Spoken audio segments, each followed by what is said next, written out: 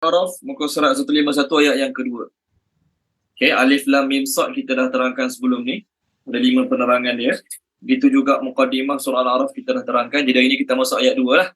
Ayat 2 berbunyi, kitabun unzila ilaika fala yakun fi sadrika harajum minhu litunzira bihi wa dzikra lil mu'minin. Kitabun terjemah dia, ini ialah kitab. Ini ialah kitab.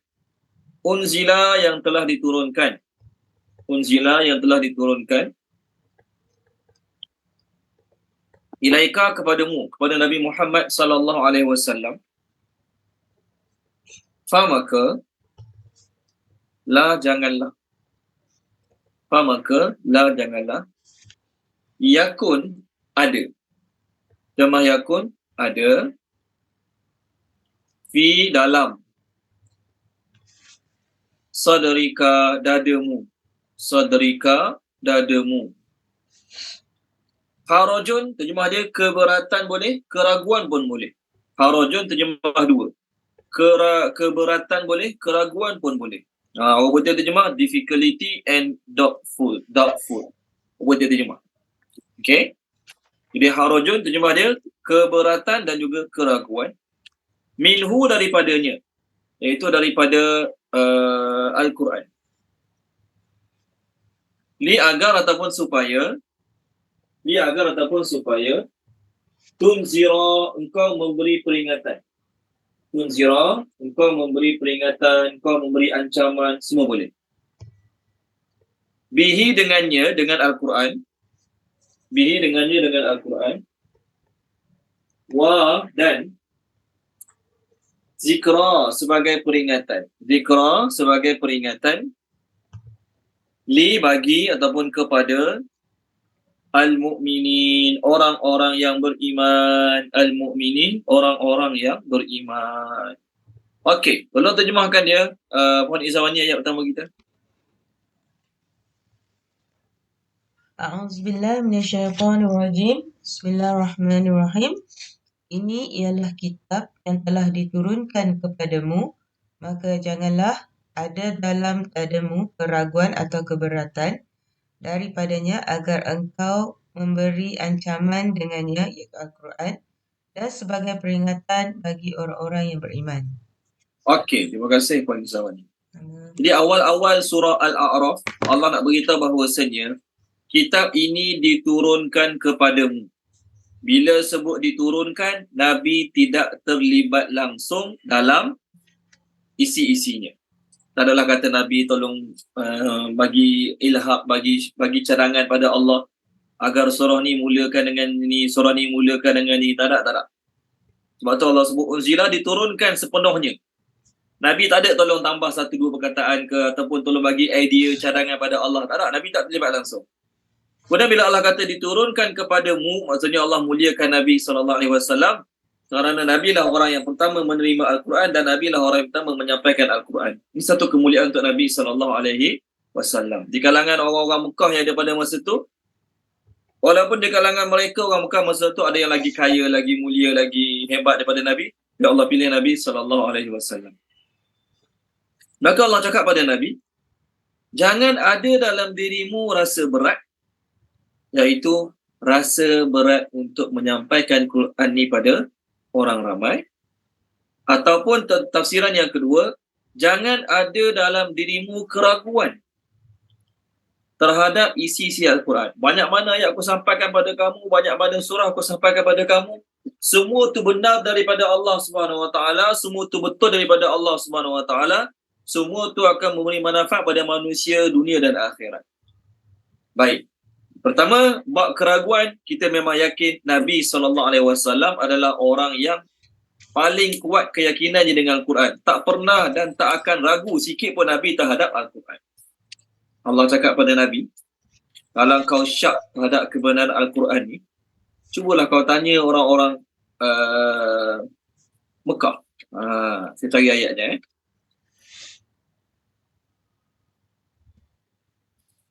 Okay, muka surat, tolong baca muka surat 219 ayat 94. 219 ayat 94.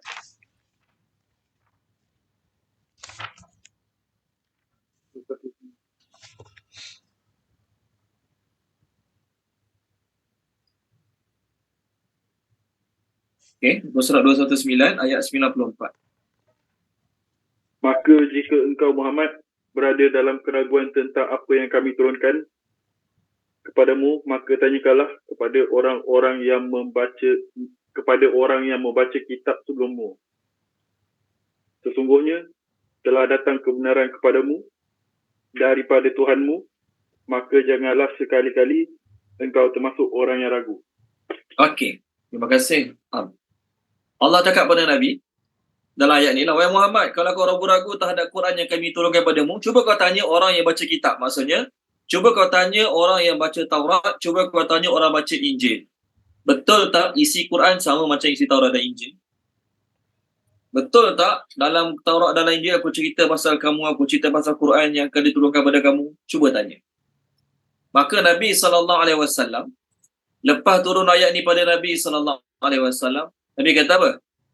La asyakku wa la as'alu. Aku tidak pernah syak dan aku takkan tanya. Allah cakap dalam ayat ni, okay, kalau kau syak tentang kebenaran Al-Quran, cuba kau pergi tanya. Kalau Nabi pergi tanya, apa makna dia?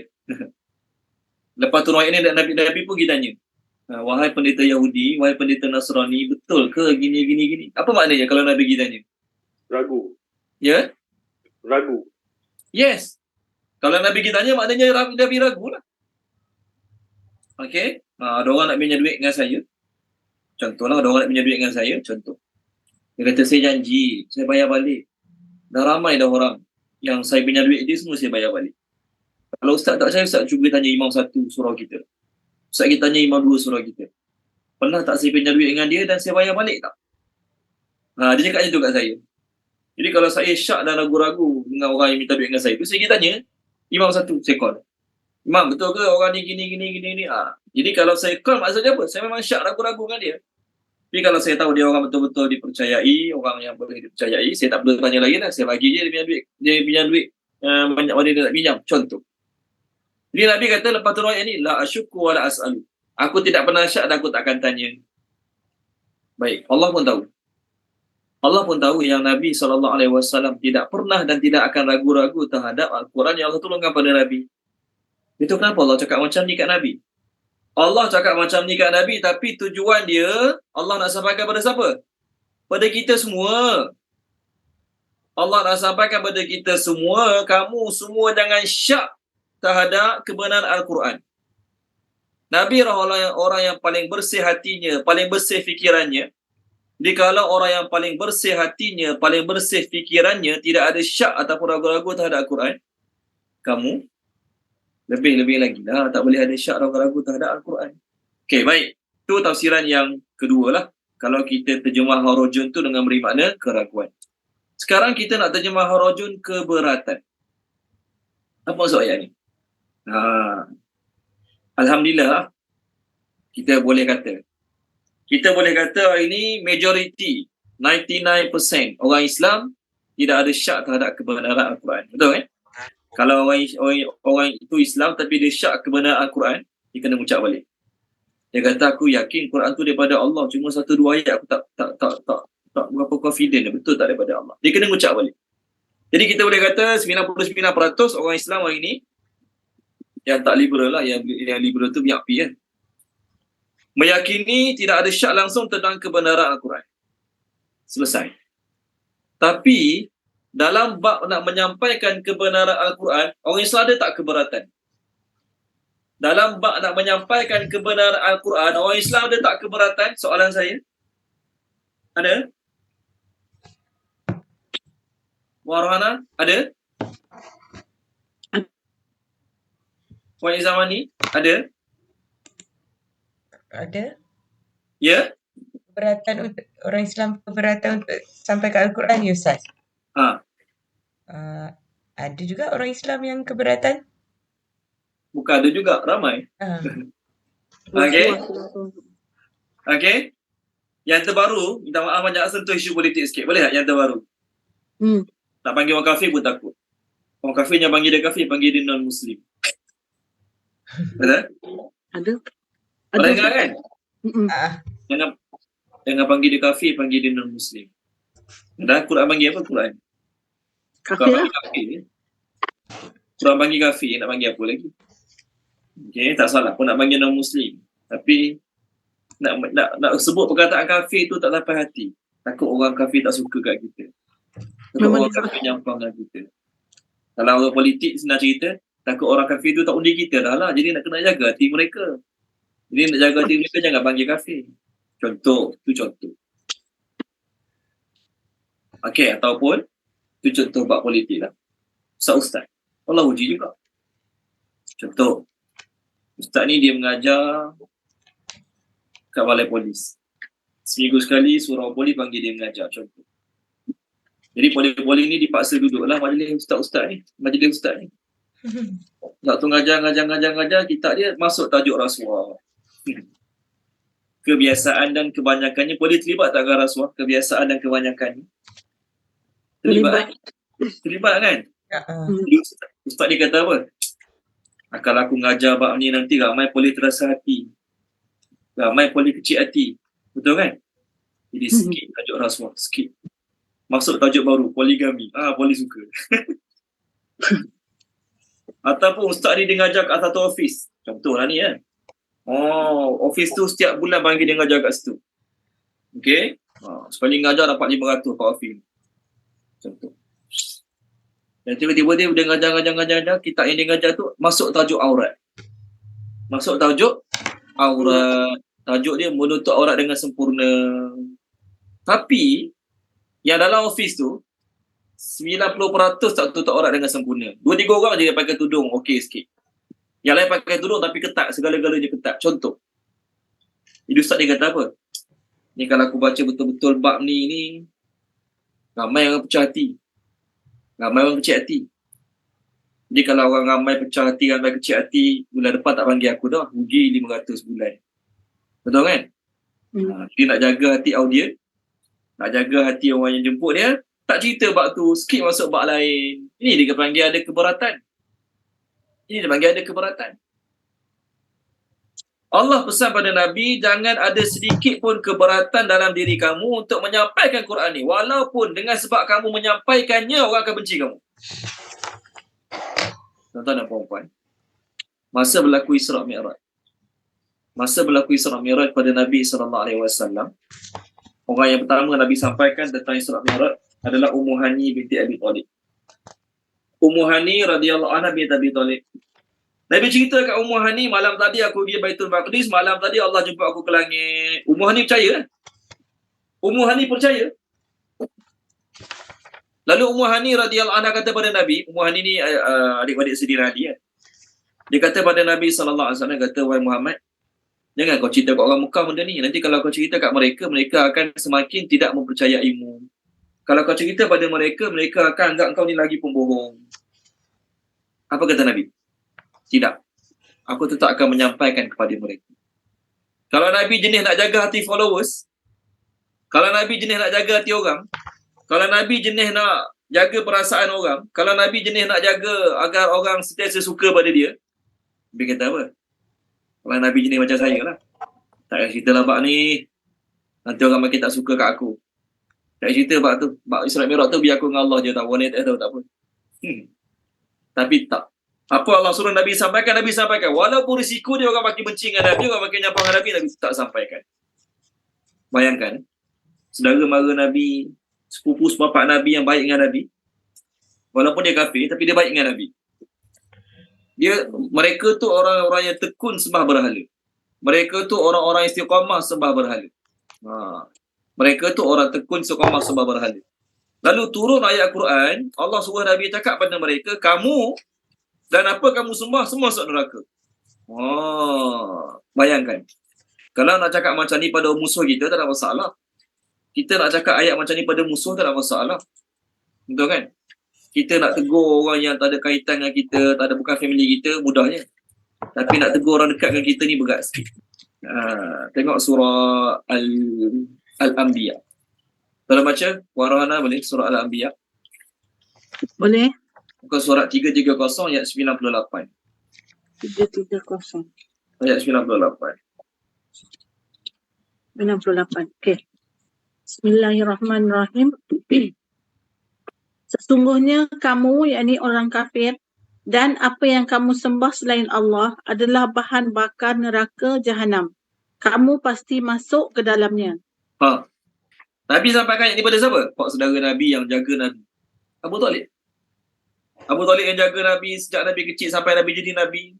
Nabi sampaikan benda ni pada pak saudaranya. Nabi sampaikan benda ni pada sepupu-sepupu dia yang sama-sama susah payah dengan Nabi semasa Nabi di pulau di Mekah. Kalau Nabi jenis nak jaga hati saudara mara, ayat ni disampaikan pada orang-orang yang jauh dengan dia je. Yang orang dekat tak payah sampaikan, dan nanti dia orang tak rasa hati. Dia orang tak rasa hati. Jadi berat tak? Soalannya, berat tak Nabi nak sampaikan benda ni pada saudara mara Nabi, kawan kerabat Nabi? Berat tak? Berat lah. Mereka banyak bantu Nabi. Yang kafir banyak menentang, yang banyak menentang Nabi banyak jugalah. Tapi yang banyak menolong bantu Nabi ramai juga. Masa Nabi dipulangkan di Mekah, orang Bani Hashim dan Bani Abdul Muttalib, bukan semua Islam. Yang kafir, mereka juga sama-sama dipulaukan.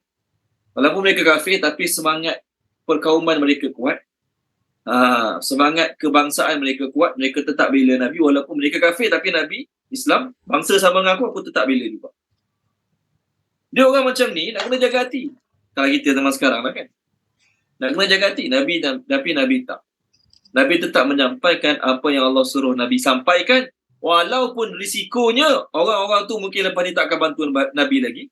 Orang-orang tu lepas ni mungkin tak akan melindungi Nabi lagi. Nabi tetap menyampaikan.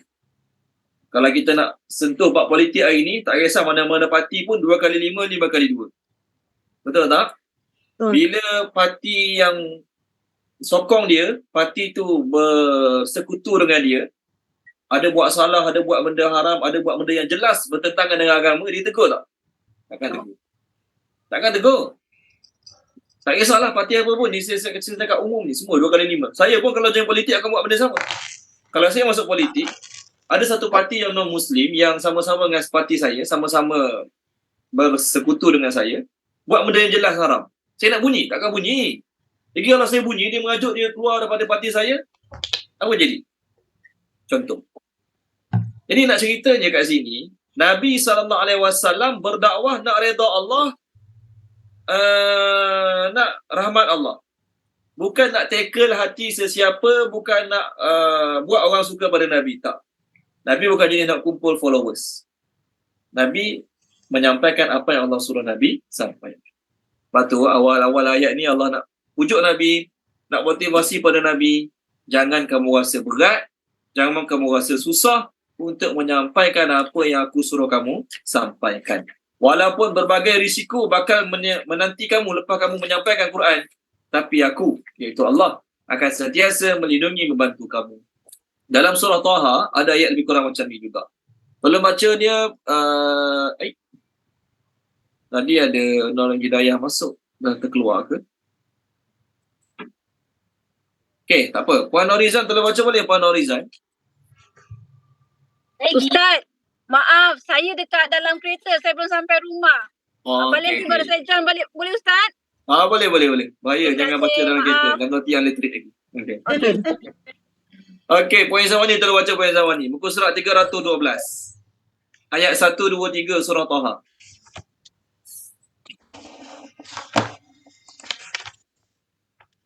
A'udzubillahi minasyaitonirrajim. Bismillahirrahmanirrahim.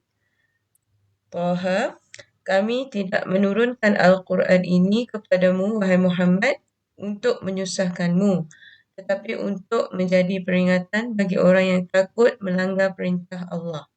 Okey, terima kasih Puan Izawani. Allah kata kami tidak menurunkan Quran kepadamu, wahai Muhammad, untuk buat kamu jadi susah. Maksudnya, Quran bukan menyusahkan kita. Setengah orang yang lemah iman, yang jauh pada agama, dia anggap Allah, nak kena Quran ni nak kena baca, nak kena hafal, nak kena tahu tajwid. Lepas tu nak kena amalkan tu, nak kena amalkan ni.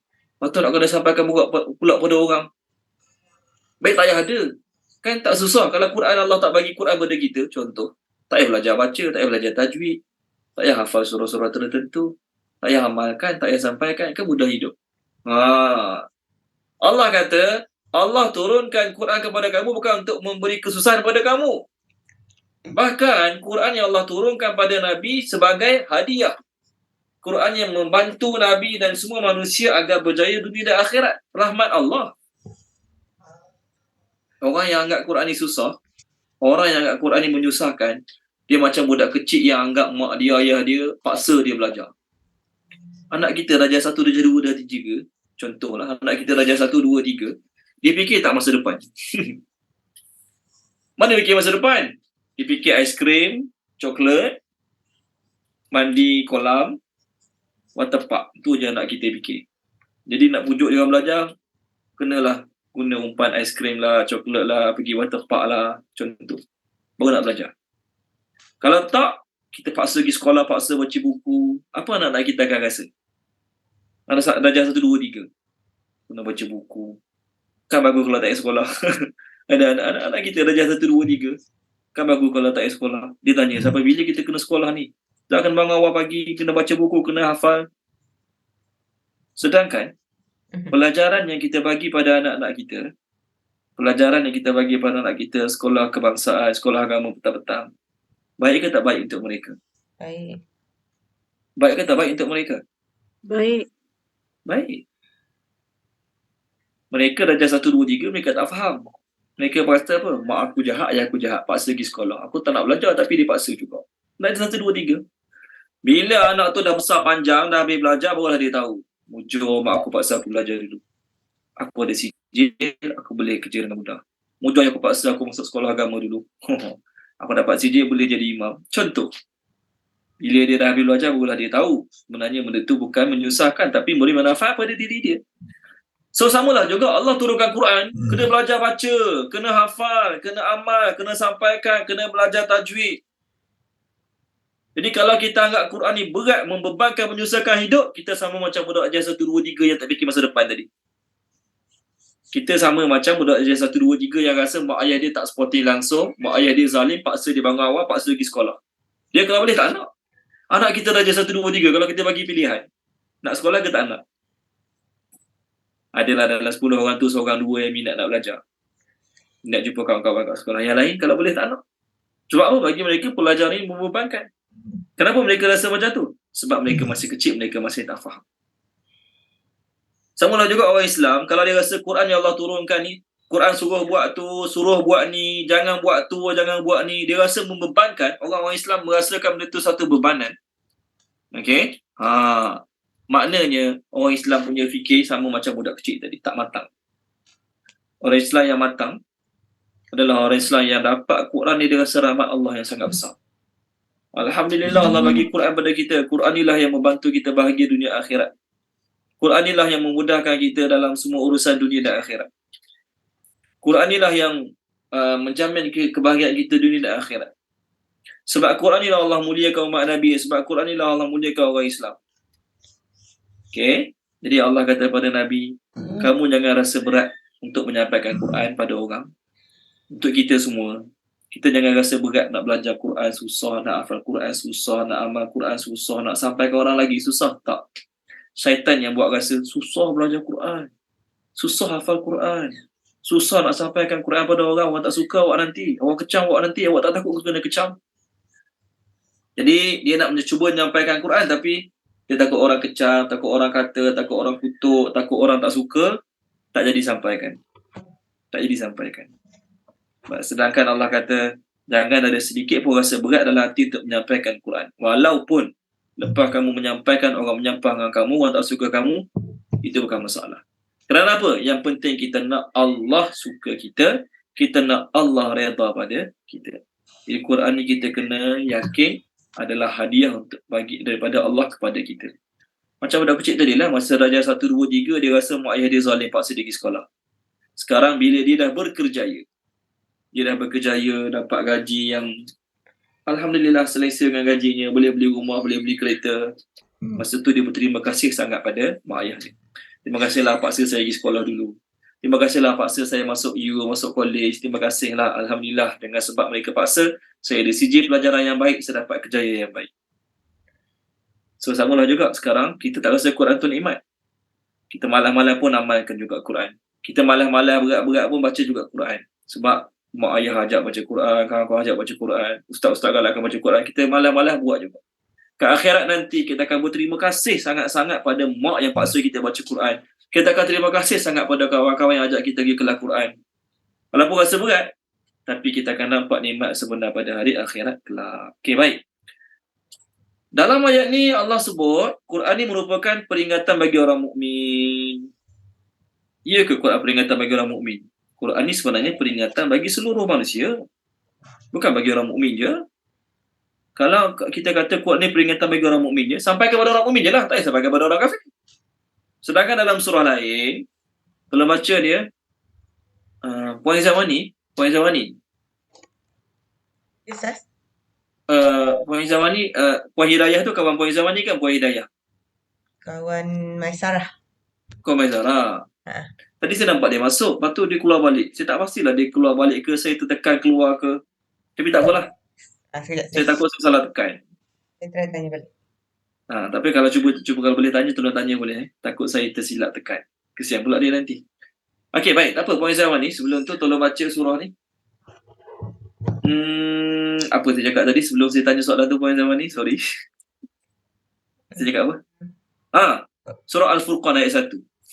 Ayat ni Allah kata Quran tu peringatan bagi orang mukmin. Adakah bagi orang mukmin sahaja Quran ini Allah turunkan? Tak. Okey, buka surat 359 ayat 1. Surah bawah 359 surah bawah ayat 1.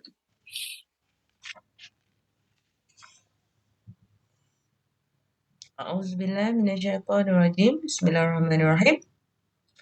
Maha suci Allah yang telah menurunkan Al-Furqan kepada hambanya untuk menjadi peringatan dan amaran bagi seluruh penduduk alam.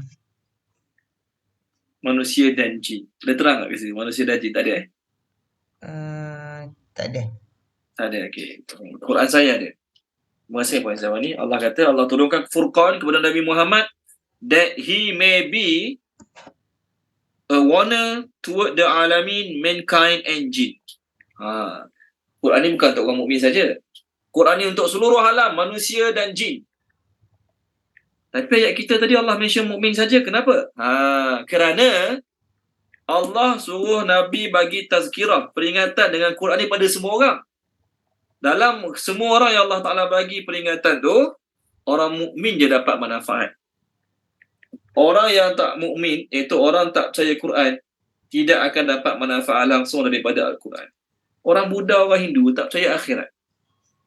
Orang keliling kita ini, yang Buddha, yang Hindu tak percaya akhirat, kita warning mereka tentang neraka. Mereka nak takut tak? Dengar tak? Mereka takut. Mereka tak percaya kehidupan selepas mati. Kita cerita dalam neraka gini. Dia tak percaya, nak takut apa?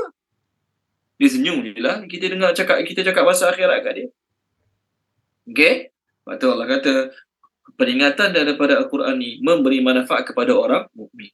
Lepas tu Allah kata, وَذَكِّرْ فَإِنَّ الذِّكْرَ تَنْفَعُ الْمُؤْمِنِينَ. Mungkin kali pertama kita sampaikan, nampak macam tak ada efek pun pada orang tu. Kali kedua, 3, 4, kali ke-20, 30, nampak macam tak ada efek pada orang tu. Tapi yakinlah, sejak kali kita sampaikan Quran pada sahabat-sahabat Muslim kita, sahabat-sahabat mukmin kita, ada efek. Cuma tak sikit, banyak. Tak banyak, sikit. Tolong baca muka surat 523, ayat 55. 523, ayat 55. Surah Az-Zariyat.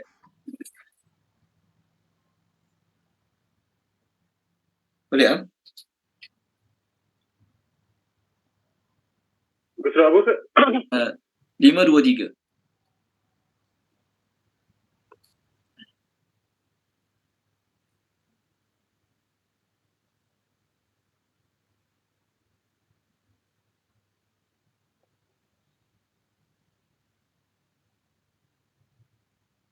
Ayat 55.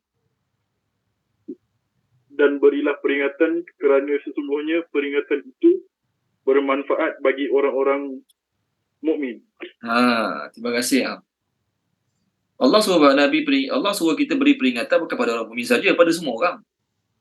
Tapi dalam ramai-ramai orang yang dapat peringatan Al-Quran, hanya orang mukmin sahaja yang dapat manfaat daripada Al-Quran.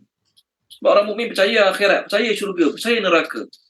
Cuma yang membezakan ada iman kuat, ada iman tak kuat. Iman kuat dengar ancaman neraka, terus takut. Terus tak berani buat dosa maksiat. Iman kuat. Iman lemah dengar tentang ancaman neraka, Dia tahu benda tu betul tapi nantilah aku tinggal dosa aku ni. Nantilah aku tinggal maksiat aku ni nanti tu ada. Orang mukmin bila dengar tentang syurga, amalan ni dapat syurga, amalan ni dapat syurga, terus semangat nak buat. Orang mukmin yang iman kuat. Terus nak buat amalan ni terus, apa yang dia dengar. Orang Muslim ataupun mukmin yang iman tak kuat, dia dengar tentang kelebihan buat amalan ni, dia kata, aku nak buat tapi bukan hari ni, nanti. Jadi orang mukmin bila dengar tazkirah, bila dengar nasihat, bila dengar ceramah, ada manfaat. Cuma tak sikit banyak, tak banyak sikit. Okey. Jadi beruntunglah orang yang setiap minggu Allah sibukkan dia dengan dengar Quran, dengar ceramah, dengar tazkirah. Okey. Kita tak tahu, ada orang dia dengar sikit dia dapat amal istiqamah sampai bila. Ada orang dengar banyak-banyak kali baru dapat amal. Tak kisah. Yang penting ada manfaat bila kita menyibukkan diri kita dengan peringatan-peringatan Al-Quran. Okey, sama ayat 3 untuk sahabat-sahabat baru masuk. Kita sekarang muka surat 151 surah Al-A'raf ayat yang ketiga. Ittabi'u, ikutlah. So ittabi'u ni perintah untuk plural, ramai-ramai. Tadi untuk Nabi seorang Allah katakan, ni untuk kita semua. Apa yang unzila diturunkan ilaikum kepada kamu min daripada Rabbikum Tuhan kamu wa dan la janganlah tattabi'u kamu mengikut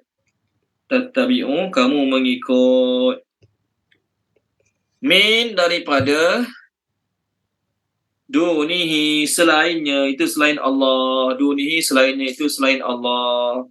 Okey, auliya sebagai pemimpin ataupun pelindung, okey, sebagai pemimpin ataupun pelindung. Qalilan amat sedikit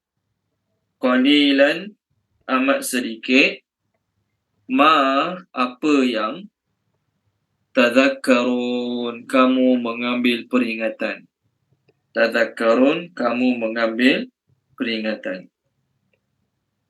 Okey, tolong terjemahkan dia, Puan Rohana. Terjemahkan boleh, Puan Rohana. Boleh. Bismillahirrahmanirrahim.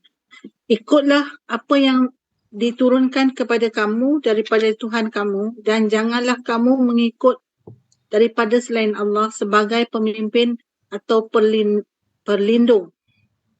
Amat sedikit apa yang kamu mengambil peringatan. Okey, terima kasih Puan Rohana. Jadi kita nak dapat manfaat daripada Quran macam mana? Ada ayat kita faham, ada ayat kita tak faham. Ada ayat kita ingat, ada ayat kita tak ingat. Faham ke tak faham, ingat ke tak ingat, yang penting Allah kata ikutlah Al-Quran yang telah diturunkan kepada kamu. Walaupun kita amalkan satu amalan daripada Quran, tak nampak apa manfaat dia. Tak tahu apa tujuan dia. Kita tak tahu apa manfaat, tak tahu apa tujuan. Yang penting kita buat je lah. Quran suruh buat, aku buat. Okey, contoh. Maka walaupun kita faham tak faham, kita ingat tak ingat, kita buat saja apa Quran suruh, insya-Allah Quran tu akan beri manfaat pada diri kita. Kemudian ni pesanan untuk kita semua, ittabi'un ni untuk kita semua. Pesanan untuk kita semua. Kamu semua kena ikut Quran diturunkan kepada kamu. Jangan ikut selainnya. Selainnya kat sini ada dua pendapat. Pertama, selain Allah. Kedua, selain Quran. Jangan ikut selain Allah dengan menjadikan mereka sebagai pemimpin, penolong, pelindung. Maknanya apa? Kalau orang kafir, kita tahulah mereka jadikan ketua-ketua mereka sebagai ikutan. Mereka jadikan pendeta-pendeta rabai-rabai mereka sebagai ikutan. Tu orang kafir. Orang Islam tak ada pendeta. Orang Islam tak ada nak anggap orang lain sebagai Tuhan. Alhamdulillah kat situ lulus. Tapi orang Islam hari ni dia mengikut nafsu yang berlawanan dengan Quran. Ada tak? Ramai. Quran kata kena buat ni. Orang Islam ni dia tak syirik, dia tak sembah berhala, dia tak sembah syaitan, dia tak sembah pokok, batu, dia tak sembah. Alhamdulillah, bab tu dia lulus. Tapi Quran kata jangan ambil rasuah. Tapi nafsu dia kata ambillah rasuah.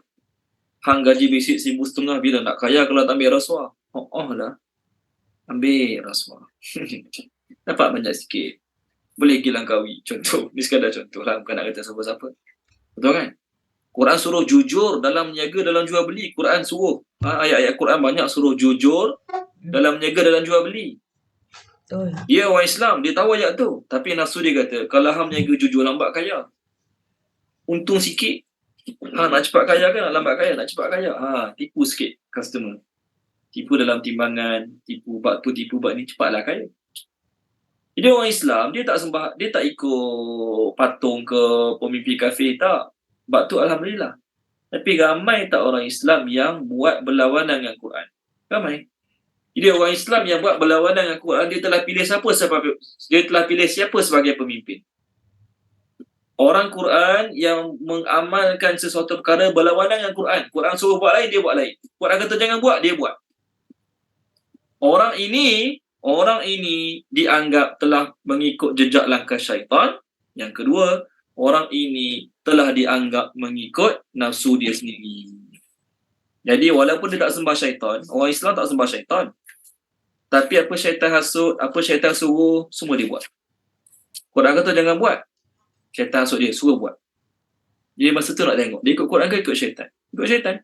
Walaupun tak sembah syaitan, walaupun dia tak sujud ke rukuk pada syaitan, tapi apa saja yang syaitan hasut dia, semua dia buat, maka dia seolah-olah di sisi Allah telah menjadikan syaitan-syaitan sebagai pemimpin. Apa maksud sebagai pemimpin? Apa syaitan hasut, apa syaitan suruh, semua dia ikut. Dia taat je.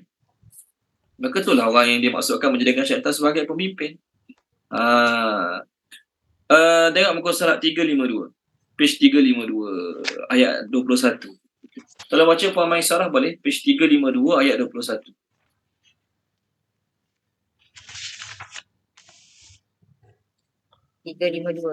Ya. Auzubillah minasyaitanir rajim. Sekejap. Ayat berapa tadi Ustaz? Ayat atas sekali 21. 21. Okey. Auzubillah minasyaitanir rajim. Wahai orang-orang yang beriman, janganlah kamu mengikuti langkah-langkah syaitan. Barang siapa yang mengikuti langkah-langkah syaitan, maka sesungguhnya dia, yakni syaitan, menyuruh mengerjakan perbuatan yang keji dan mungkar. Kalau bukan kerana kurnia Allah dan rahmatnya kepadamu, nescaya tidak seorang pun di antara kamu bersih dari perbuatan keji dan mungkar itu selama-lamanya.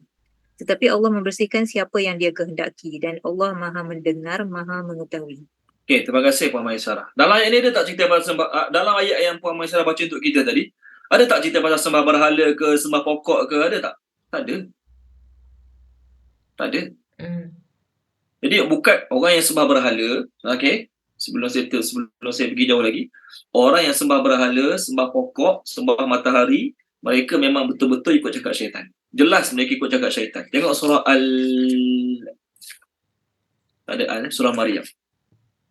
Dalam baca Puan Rohana, surah Maryam, ayah Nabi Ibrahim, dia tukang buat berhala.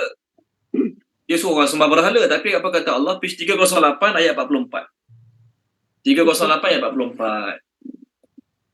308 ayat 44. Okay, Bismillahirrahmanirrahim. Wahai ayahku, janganlah engkau menyembah syaitan. Sesungguhnya syaitan itu derhaka kepada Tuhan yang Maha Pemurah. Okey, terima kasih Puan Rohana. Adakah orang sembah syaitan? Mana nampak syaitan nak sembah? Kalau syaitan tu seketul macam pokok kayu, senang lah. Syaitan mana kita nampak? Jadi ada orang sembah syaitan? Mana ada? Maksud orang sembah syaitan, bila syaitan suruh dia sembah berhala, dia ikut. Syaitan suruh dia sembah batu, dia ikut. Itu maksud sembah syaitan. Sebab tu orang kafir, walaupun dia sebut dia sembah berhala, walaupun dia kata dia sembah pokok, matahari, dia kata dia sembah malaikat, tapi di sisi Allah, mereka sebenarnya sedang sembah syaitan. Kalau baca Puan Izzah ni, muka surat 97. 97 ke? Yes, 97 ayat 117. A'udzubillah minasyaitanirrajim. Bismillahirrahmanirrahim. Yang mereka sembah selain Allah itu tidak lain hanyalah berhala-berhala atau makhluk-makhluk yang lemah, dan mereka dengan yang demikian tidak menyembah melainkan syaitan yang derhaka. Dia orang sembah selain Allah, termasuk sembah Nabi Isa. dia sebenarnya sedang sembah syaitan. Bukanlah maksud saya Nabi satu syaitan. Syaitan telah berjaya dia terpesong dengan anggap Nabi satu sebagai Tuhan. Maka dia sebenarnya di sisi Allah sedang sembah syaitan. Okey, baik. Jadi selesai. Orang kafir memang semua sedang ikut cakap syaitan. Dah, walaupun dia tak nak terima hakikat, itulah hakikat dia. Orang Islam takkan sembah berhala, takkan sembah pokok, takkan sembah matahari. Mudah-mudahan Allah pelihara kita. Yang murtad tu tolak tepilah, macam mana? Ni orang Islam ni, orang Islam yang tahu akhirat, percaya ada akhirat, percaya ada azab kubur, takkan sembah berhala, sokong dan sebagainya. Dia tahu kalau sembah, dia keluar daripada agama Islam. Tapi ramai tak orang Islam yang suka mengumpat orang, suka mengata orang, suka ambil hak orang, suka fitnah orang, suka tengok orang lain jatuh, suka jatuhkan orang lain, songlak duit orang. Ada tak orang Islam macam tu? Ada. Orang Islam ramai yang songlak duit, curi duit bos, contohlah ujian kan.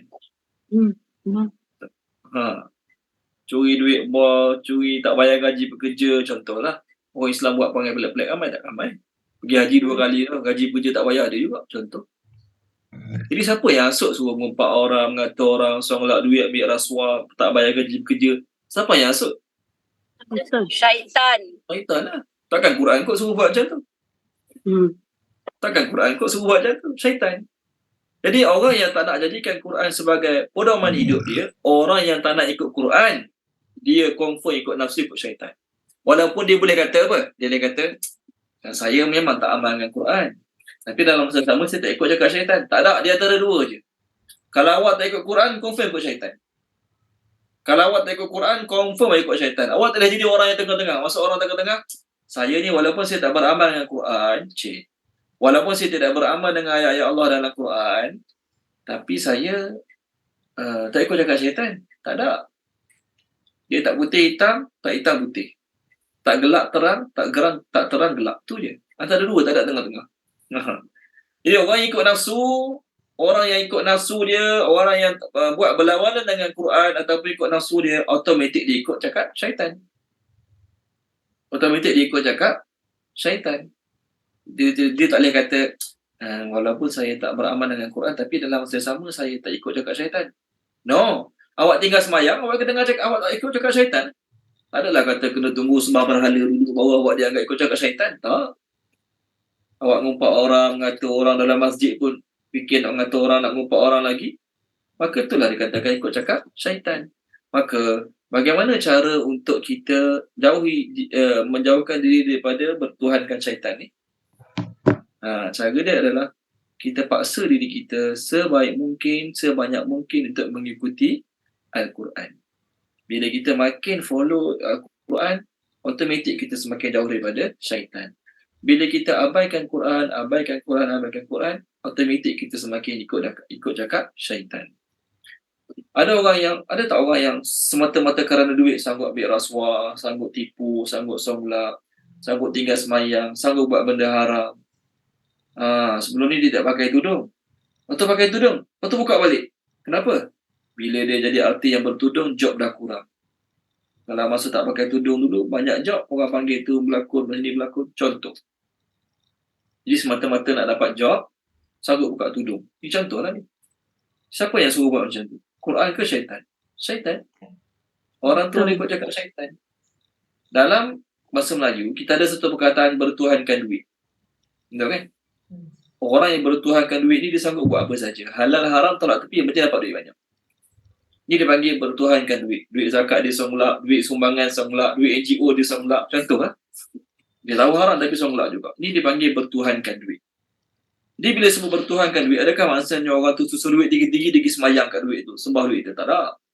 Mana orang Islam buat kerja bodoh macam tu? Maksud bertuhankan duit, apa yang saja dia buat jadi dia dapat duit, semua dia buat. Samalah juga orang yang bertuhankan nafsu. Dia tahu tu tak boleh, ni haram, ni tak boleh, ni haram, tapi nafsu dia nak buat, dia ikut juga. Maka orang ni telah bertuhankan nafsu.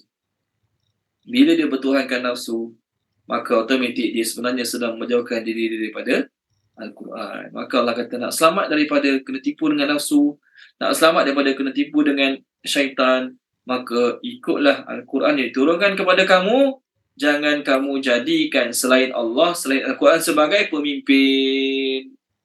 Kita tak iktiraf syaitan pemimpin kita. Kan ada orang iktiraf, orang tanya, siapa awak punya ketua? Siapa awak punya leader? Betul kita jawab, syaitan leader saya, syaitan ketua saya. Tak ada. Ziani pun tak jawab macam tu. Kafir mana pun takkan jawab macam tu. Tapi, apa syaitan hasut, apa syaitan suruh, apa nafsu hasut, apa nafsu suruh, semua dia buat, maka sebenarnya dia telah menjadikan syaitan dan juga nafsu dia sebagai pemimpin dia. Dia telah jadikan syaitan dan nafsu dia sebagai leader dia. Betul tak? Pemimpin dia cakap sekali, tu orang bawah dia buat. Syaitan hasut sikit tu kita buat, nafsu nak sikit tu kita buat, maka kita sebenarnya telah pun pertuhankan nafsu dengan syaitan. Jadi macam mana nak lawan dia? Cara nak lawan dia adalah dengan paksa diri kita mengamalkan apa Quran suruh buat. Bila kita beramal dengan apa Quran suruh buat, automatik kita telah menjauhkan diri kita daripada ikut nafsu dan syaitan. Okay, Allah kata sedikit yang ambil pengajaran. Baik. Pertama, seluruh dunia ini, okay, berapa bilion, 8-9 bilion manusia ini, yang percaya dengan Quran, orang yang percaya dengan Quran banyak ke ataupun orang yang tak percaya dengan Quran lagi banyak? Jawapan dia, orang yang tak percaya Al-Quran lagi banyak berbanding orang yang percaya Al-Quran. Maknanya kata golongan yang percaya Al-Quran adalah golongan minoriti. Ini golongan minoriti, golongan Islam, golongan minoriti. Yang terbesarnya Kristian kan. Selain Kristian ada lagi golongan-golongan agama lain. Dahlah golongan Islam minoriti. Di kalangan yang Islam tu pula semua amal agama, semua risaukan akhirat, semua takut halal haram. Berapa kerat sangat yang risaukan akhirat, berapa ramai sangat yang takut halal haram, berapa ramai sangat yang sungguh-sungguh buat preparation untuk lepas mati. Berapa ramai sangat. Betul Allah kata, dalam ramai-ramai orang manusia, ada sedikit dia menerima Al-Quran sebagai kitabullah, sebagai kitab beri manfaat dunia akhirat. Yang menerima tu pula, dalam kategori ataupun dalam golongan yang menerima Quran tu pula, berapa ramai dia yang nak ikut, nak dengar cakap Quran. Betul tak? Orang Islam hari ni tahu tak Quran suruh semayang? Tahu. Orang Islam tahu tak Quran tak bagi ambil rasuah? Tahu. Orang Islam tahu tak Quran suruh tutup aurat? Tahu. Tapi yang tahu tu semua buat? Tak. Betul Allah kata sedikit yang ambil pengajaran. Dahlah orang Islam sedikit. Di kalangan orang Islam tu pula sedikit yang betul-betul nak ambil pengajaran daripada Quran, nak bertaubat ataupun nak mengamalkan Al-Quran sungguh-sungguh. Sebab tu beruntung orang yang jadi golongan sedikit. Maksud golongan sedikit, golongan yang sentiasa Allah puji dalam Quran. Dalam tafsir Al-Azhar, Dr. Hamka datangkan sebuah kisah. Masa Sayyidina Umar Al-Khattab radhiyallahu anhu sedang tawaf di Kaabah, maka Sayyidina Umar dengar ada seorang lelaki berdoa, Allahumma ja'alni minal qalil, ya Allah jadikanlah aku termasuk dalam golongan sedikit. Maka Sayyidina Umar tanya dia, awak doa macam tu? Aku tak pernah dengar Nabi doa macam tu. Maka lelaki ni jawab, wahai Umar, bukankah Allah memuji golongan sedikit dalam Quran? Dia pun baca pada Sayyidina Umar surah Sabah. Terbaca surah Sabah. Itu dia buka surat 429 ayat 13. 429 ayat 13.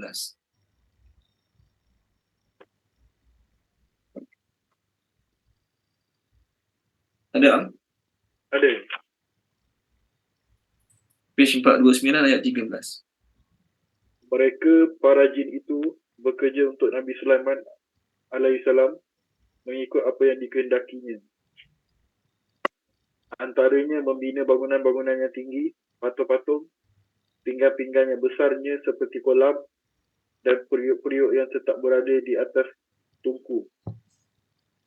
Bekerjalah wahai keluarga Nabi Daud alaihissalam untuk bersyukur kepada Allah dan sedikit sekali daripada hamba-hambaku yang bersyukur. Terima kasih. Poin ini tak akhir itulah. Yang awal tu tak cerita sekarang. Allah kata sedikit sekali di kalangan hamba-hambaku yang bersyukur. Ya. Orang Islam dah ada sedikit. Di kalangan orang Islam tu lagi sedikit yang bersyukur. Okey, Allah suruh bersyukur bukan sekadar dengan nikmat, ada rumah, ada kereta, ada duit banyak, ada emas, ada apa lagi, selalu pergi cuti. Tak.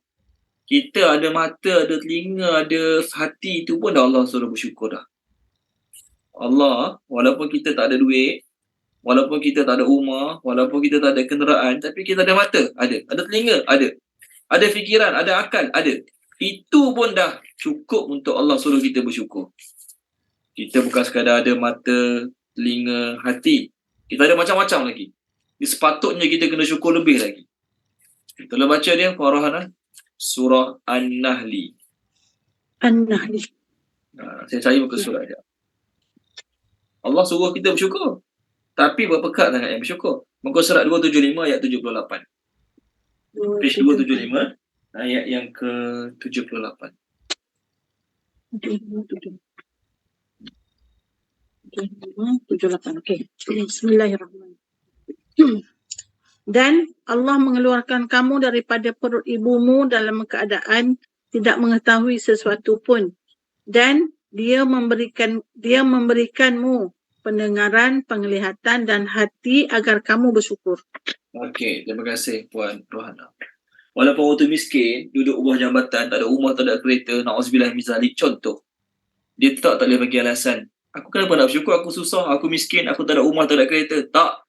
Walaupun awak miskin teruk ni, gila-gila ni miskin.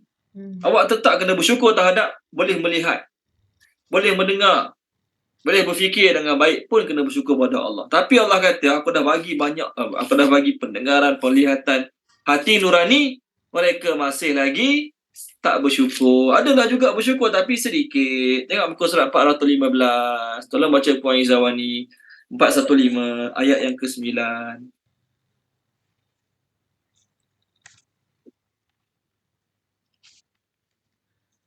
A'udzubillahi minasyaitonirrajim. Bismillahirrahmanirrahim. Kemudian dia menyempurnakan kejadiannya dan meniupkan padanya roh ciptaannya serta dia mengurniakan kepada kamu pendengaran dan penglihatan serta hati akal fikiran supaya kamu bersyukur, tetapi amatlah sedikit kamu bersyukur. Okey. Tetapi amatlah sedikit kamu bersyukur. Pertama, orang bersyukur tu orang yang bersyukur tu sedikit. Yang kedua, orang yang bersyukur yang sedikit tu pun tak bersyukur terhadap semua nikmat Allah. Dia bersyukur sekali-sekala, dia bersyukur pada masa-masa tertentu, dia bersyukur pada musim-musim tertentu. Sebab tu tuan-tuan dan puan-puan, nak bersyukur terhadap nikmat Allah Subhanahu Wa Taala ni, nak bersyukur terhadap nikmat Allah Subhanahu Wa Taala ni perlukan taufik hidayah daripada Allah Taala. Sebab tu antara doa yang Nabi SAW ajar, Allahumma inni ala zikrika wa syukrika wa husni ibadatik. Ya Allah, bantulah aku untuk aku sentiasa mengingatimu, untuk aku sentiasa bersyukur kepadamu, dan untuk aku sentiasa memperelokkan ibadah kepadamu. Okey? Kena bantuan Allah. Walaupun ustaz tu dia pandai ceramah bab syukur, dia ceramah tajuk bersyukur, 2 jam berceramah tajuk bersyukur, dia pun belum tentu lagi dapat bersyukur nikmat Allah Subhanahu Wa Taala. Dia pun berhajat untuk dia berdoa pada Allah Subhanahu Wa Taala. Dia pun berhajat untuk dia berdoa pada Allah Taala agar Allah Taala jadikan dia di kalangan orang-orang yang bersyukur. Okey, baik, seterusnya. Sambung ayat baru. Ayat yang untuk sahabat-sahabat baru masuk. Untuk sahabat-sahabat baru masuk, kita muka surat 151 ayat yang ke-4. Boleh? Ayat berapa tadi? Maaf Ustaz, ayat berapa tadi? 151 muka surat? Bukan, muka surat 151. Muka surat 151 ayat nombor 4. Okey, baik Ustaz. Okey, baik. Sama-sama. Wa dan kam berapa banyak? Min daripada qaryatin, penduduk kampung. Sebenarnya qaryatin tu kampung, tapi maksudnya penduduk kampung, penduduk negeri, penduduk kampung, penduduk negeri. Okey. Ahlaknaha, yang kami telah binasakannya.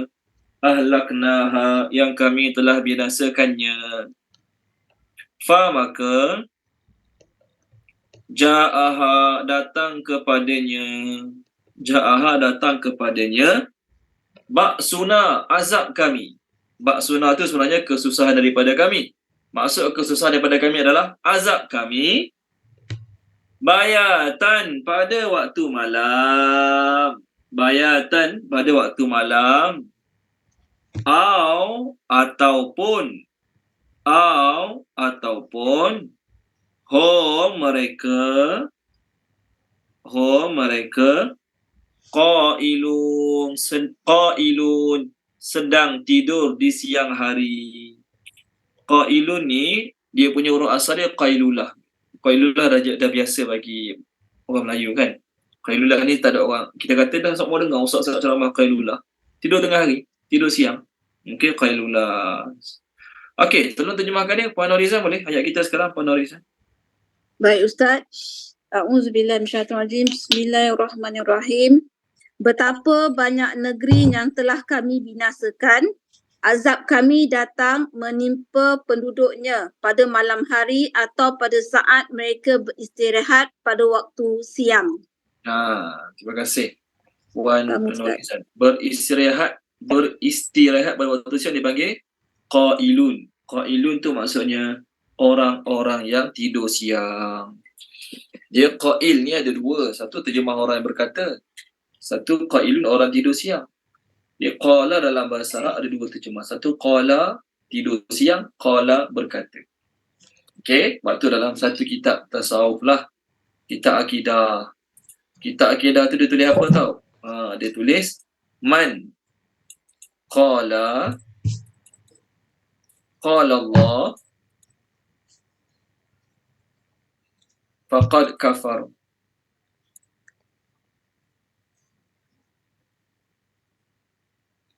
Man siapa yang qala dia berkata, siapa yang berkata qala Allah maka sesungguhnya dia telah kafir. Sudah. Ustaz-ustaz kalau ceramah majlis surau, ustaz tu kata apa? Qala Allah Ta'ala fil Quranil Azim. Betul macam mana ni? Barang siapa berkata qala Allah dia kafir. Apa maksud qala Allah kat sini? Qala kat sini beri makna tidur tengah hari, tidur siang. Barang siapa dia sebut qala Allah, yang dimaksudkan dengan qala, yang dia maksudkan dengan qala tu tidur siang, tidur tengah hari, dia kafir. Allah mana tidur? La ta'khudhuhu sinatun wala naum. Okey? Perkataan Puan Norizan baca tadi qailuna plural. Kalau seorang yang berkata, seorang yang tidur, qail boleh, qailuna boleh. Tolong baca dia. Tolong baca muka surat 447 boleh. Semua boleh tengok 447. Page 447 ayat terakhir, ayat yang ke-51. Saya bukan nak fahamkan ayat tu. Ayat 51 page 447 saya nak tunjuk ada perkataan qailun. Qailuna samalah. Qailun tu tak ada waw nun kat belakang. Qailuna ada waw nun kat belakang. Sama je dia punya basic word dia, root word dia sama. Tapi makna qailun kat sini lain. Qailun tu lain. Tolong baca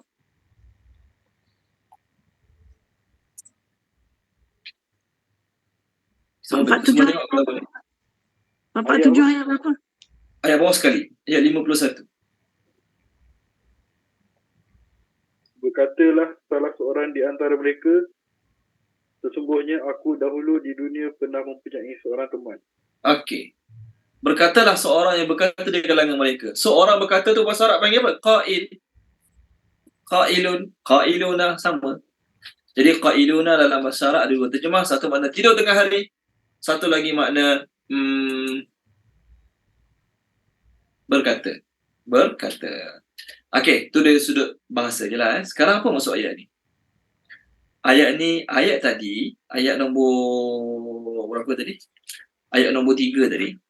Allah suruh ikut Quran, betul kan? Allah kata, ittabi'u ma unzila ilaikum. Ikutlah Quran yang diturunkan kepada kamu. Tu ayat 3 tadi. Ayat 4 ni ancaman. Allah nak beritahu, orang yang tak nak ikut Quran, pasti kami akan binasakan. Tu sebenarnya. Tapi Allah tak kata macam tu. Allah terus bagi warning. Allah kata apa? Berapa banyak kampung-kampung, negeri-negeri, penduduk-penduduk negeri kami telah binasakan. So soalannya ialah, sebab apa Allah binasakan? Sebab mereka tak nak ikut Quran. Tu point dia. Tu ayat ni sebenarnya warning. Ada orang pinjam duit saya. Contoh, dia datang kat saya nak pinjam duit. Ni contoh lah. Dia kata, tuan pinjam duit tuan. Saya janji saya bayar balik. Bulan depan gaji saya bayar balik. Okeylah, saya bagilah dia pinjam. Itu saya kata apa kat dia? Jangan lupa ya, bulan depan gaji 27 hari bulan bayar balik. Lepas tu saya kata apa kat dia? Kat hospital tu, ada lebih kurang 8 orang sedang terbaring, tak boleh bangun. Dia orang tu semuanya sebab tak bayar hutang saya. Tu dia ayat dia. Ayat saya kat dia. Ni contohlah. Apa maksud kata-kata saya pada orang yang pinjam duit dengan saya? Saya kata kat dia, bulan depan, ya?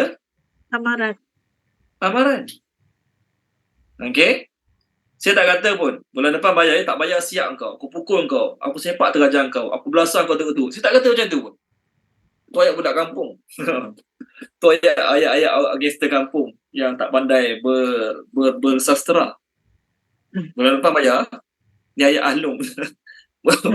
Bulan depan bayar, tak bayar, aku pukul sepak terajang kau. Ni ayat ahlum kan. Tak pandai sastra. Orang sastra, dia kata apa? Bulan depan jangan lupa bayar tau. Tu kat hospital tingkat 4 tu, ada 16 orang sedang baring, tak boleh bangun, tak boleh makan nasi, kena suap, minum pakai straw. Dia orang tu semuanya sebab tak bayar hutang aku. Tu je ayat saya. Jadi apa maksud dia?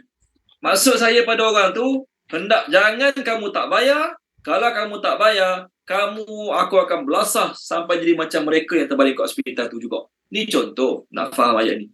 Samalah juga. Allah cakap macam ni pada kita dan pada orang kafir. Allah kata apa? Berapa banyak negeri-negeri aku telah binasakan.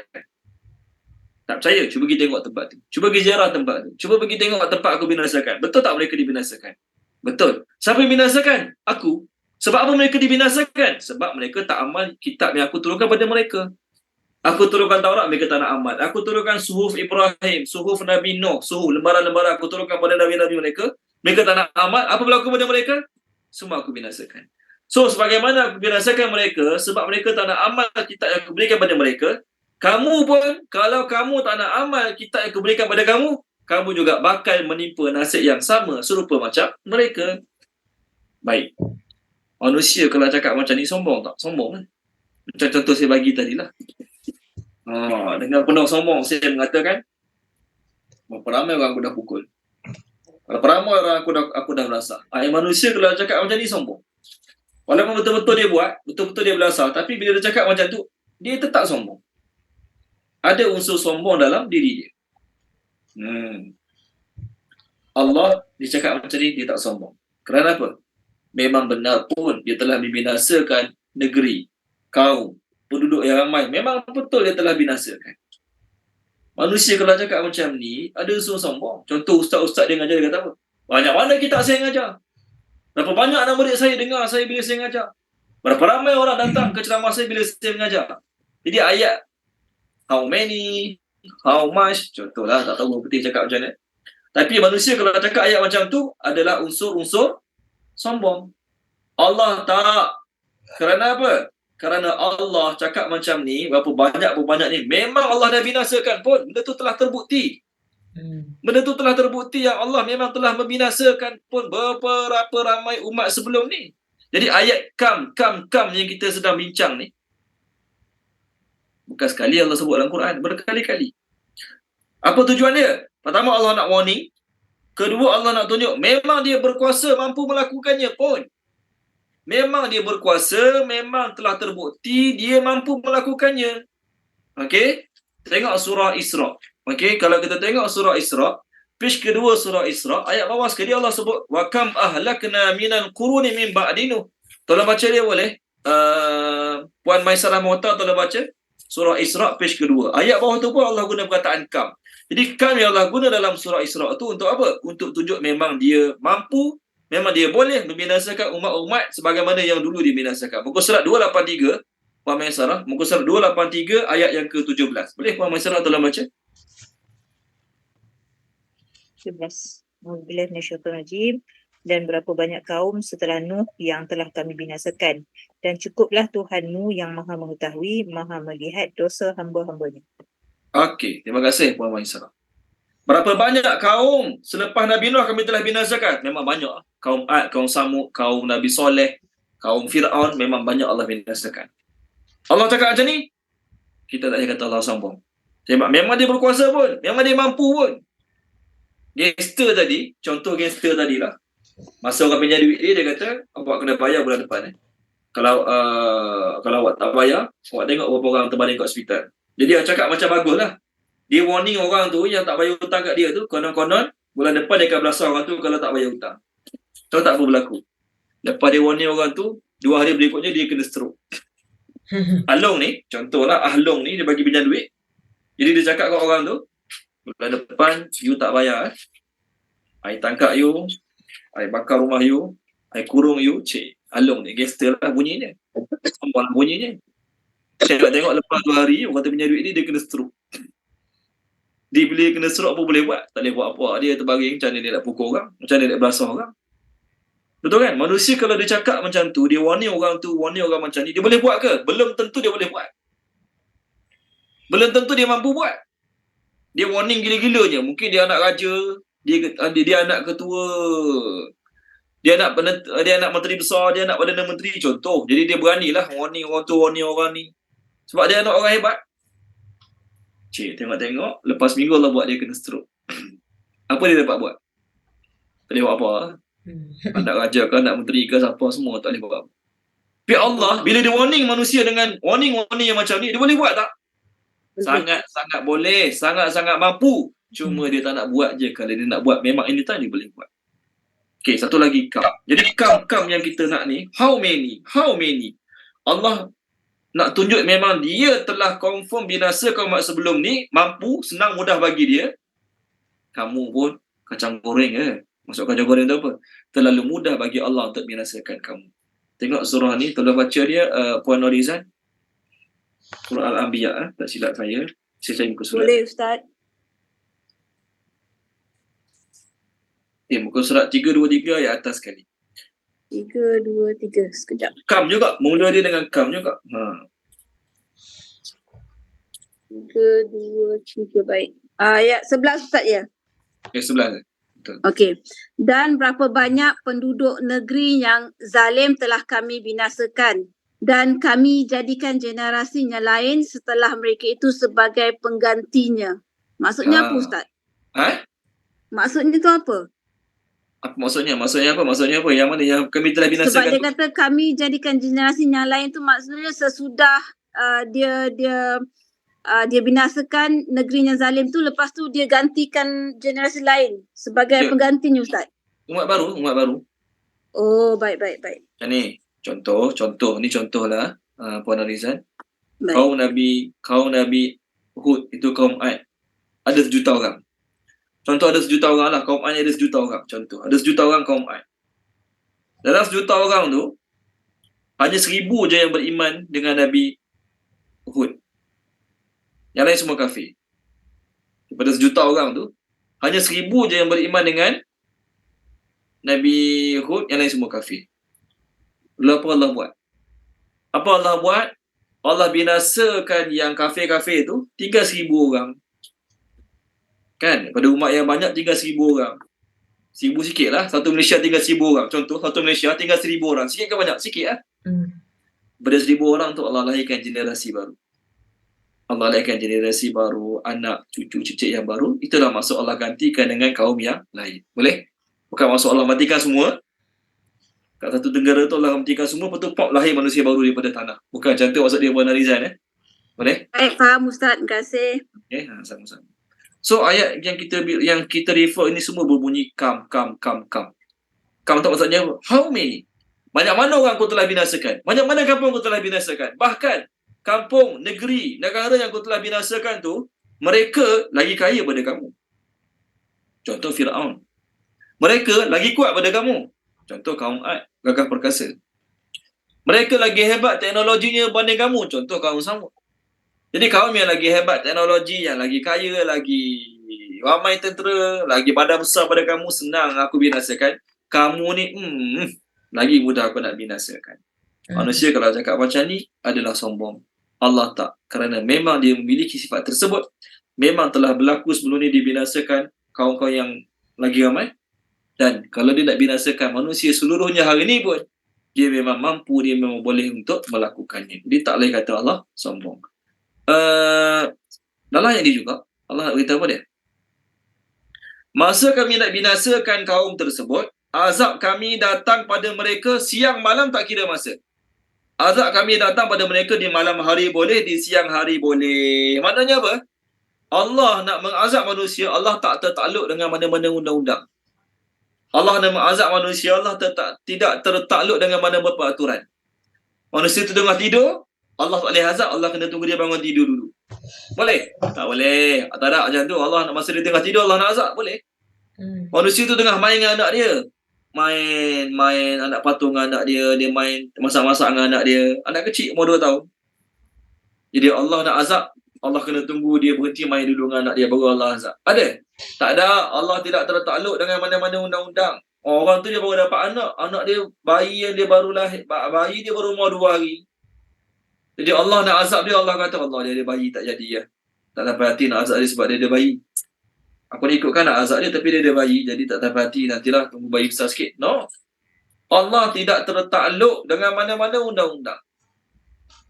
Kita, walaupun kita memiliki, tapi kita tetap tertakluk dengan undang-undang lain. Contohlah ni saya beli rumah kat Shah Alam. Beli cash ke, beli hutang loan bank ke, tak kisah. Rumah nama saya. Rumah saya, tanah tu pun tanah saya. Saya nak renovate rumah tu. Dah habis bayar, saya nak renovate rumah tu. Soalannya, boleh tak kat Shah Alam ni, saya panggil kontraktor renovate rumah saya pukul 10 malam? Boleh tak? Kat Shah Alam ni? Ya? Tak boleh lah Ustaz sebab mengganggu persekitaran penduduk. Yes. Saya kata apa kat jiran saya? Suka hati rumah aku. Aku nak renovate, bukan guna duit kau, suka hati Boleh cakap macam tu?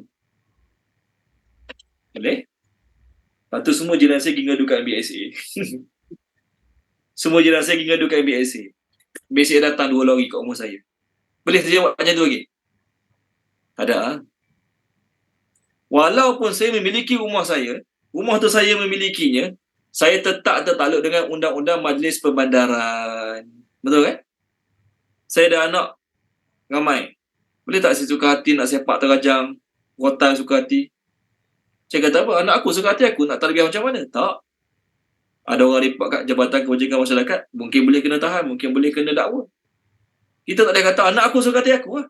Kereta kita beli, bayar kat bank. Boleh suka hati kita nak buat cat warna suka hati, bubuh lambang suka hati. Okey? Pakai cermin gelap, pakai cermin tu. Walaupun kereta kita dah bayar habis, bayar kat bank, kita bayar raktek, bayar insurans tiap-tiap tahun, tapi kita masih lagi tertakluk dengan undang-undang lain. Betul kan? Nak ceritanya, walaupun kita memiliki, tetapi kita masih lagi tertakluk dengan undang-undang lain. Rumah kita takluk dengan BSA, kereta kita tak tertakluk dengan undang-undang JPJ. Allah, dia memiliki kita. Dia memiliki makhluk-makhluknya. Dia memiliki hamba-hambanya keseluruhannya. Ada tak Allah tertakluk dengan mana-mana undang-undang? Undang-undang itu mengatakan pada Allah, ya Allah, kalau nak azab, pastikan bukan bulan Ramadan. Sebab bulan Ramadan ramai orang puasa. Ada? Tak ada. Ada mana-mana undang dunia, OIC ke, PBB ke, meletakkan syarat-syarat tertentu pada Allah. Kalau nak azab, jangan hujung tahun. Sebab hujung tahun musim banjir. Kalau nak azab awal tahun lah. Masa tu tak banjir, tak berat sangat. Tak ada. Musim banjir ke, musim terkujuh ke, musim apa saja. Kalau nak azab, Allah boleh azab. Allah nak beritahu, Allah nak datangkan azab kepada manusia. Allah tidak tertakluk dengan undang-undang, tidak tertakluk dengan masa, tidak tertakluk dengan mana-mana peraturan. Orang tu tengah tidur ke, orang tu tengah bekerja ke, orang tu tengah semayang ke, orang tu tengah puasa sunat ke, orang tu tengah tolong mak ayah dia ke, orang tu tengah pegang senjata, orang tu tengah duduk dalam kereta kempal ke, Allah nak azab, Allah tetap boleh azab. Ini ancaman daripada Allah Subhanahu wa Ta'ala pada orang kafir dan pada kita yang kalau kita tak nak amalkan ayat 3 tadi. Ayat 3 tadi kata apa? You follow what has been sent down to you. Kamu kena ikut Quran yang diturunkan pada kamu. Kalau kamu tak nak ikut, tengok tu apa berlaku pada kaum Nuh. Tengok apa berlaku pada kaum Ad.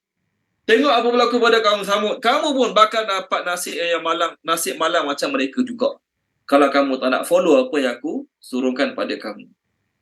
Tuan-tuan dan puan-puan, bila ayat macam ni sampai, kita kena takut. Kita kena takut. Walaupun kita jaga semayang, walaupun kita rajin dengar kuliah agama, walaupun kita sok mau sedekah, walaupun kita sok mau solat sunat, bila Allah nak bagi azab kerana orang keliling kita tak amal agama, orang keliling kita tak sembahyang tak kisah, orang keliling kita buat dosa maksiat tak rasa perlu taubat, tak kisah pun. Allah nak azab mereka, mereka saja kena. Tak, geng surau kena, geng kuliah kena, geng tadarus kena, geng marhaban kena, geng selawat kena, geng tahlil kena juga. Lepas tu kita kena rasa takut walaupun kita bukan geng maksiat. Tengok muka surat, kita bukan nak puji diri sendiri, tapi nak beritahu sifat takut tu kena ada sama. Muka surat 179 ayat bawah sekali. Tolong baca dia 139 ayat bawah sekali. Puan Izzah ni 179 ayat 25 surah Al-Anfal. Auzubillah minasyaitonirrajim. Bismillahirrahmanirrahim. Dan peliharalah diri kamu daripada berlakunya dosa yang membawa bala bencana yang bukan sahaja akan menimpa orang yang zalim dalam kalangan kamu secara khusus, tetapi akan menimpa kamu secara umum. Ketahuilah bahawa Allah Maha berat azabnya. Okey. Terima kasih Puan Izzah. Peliharalah diri kamu daripada azab, musibah yang tak kena orang zalim saja. Kalau azab Allah datang, kena orang tak semayang saja, kena orang ambil rasuah, kena orang yang judi minum arak saja, tak apa, kita tak terlibat, kita relax je lah tidur kat rumah. Kalau azab Allah datang kena orang macam tu saja, tak apa. Alhamdulillah, pada muka siapa suruh tak semayang, siapa suruh berjudi, siapa suruh minum arak, kita cakap macam tu. Tapi bila azab Allah datang, ustaz-ustaz kena tak? Kena juga. Tak iman kena juga. Kena juga. Tak bila kena juga. Kena juga. Sebab apa? Kamu jaga semayang, kamu tutup aurat, kamu jauhi dosa maksiat, orang lain kamu biar buat bodoh je. Jadi azab Allah kena kamu sekali. Kita kena takut. Sebab tu orang mukmin tak boleh rasa aman, tak boleh rasa tenang. Tengok surah apa ya? Al-A'raf. Allah kata, surah ni. Kalau baca dia muka surat, saya tayang muka surat je 163. 163 ada ayat tidur siang, tidur malam. Tidur malam, tidur siang. 163 ayat 97, 98, 99. Maka adakah penduduk negeri itu berasa aman daripada siksaan kami yang datang malam hari ketika mereka sedang tidur? Atau adakah penduduk negeri itu berasa aman daripada siksaan kami yang datang pada waktu pagi ketika mereka sedang bermain?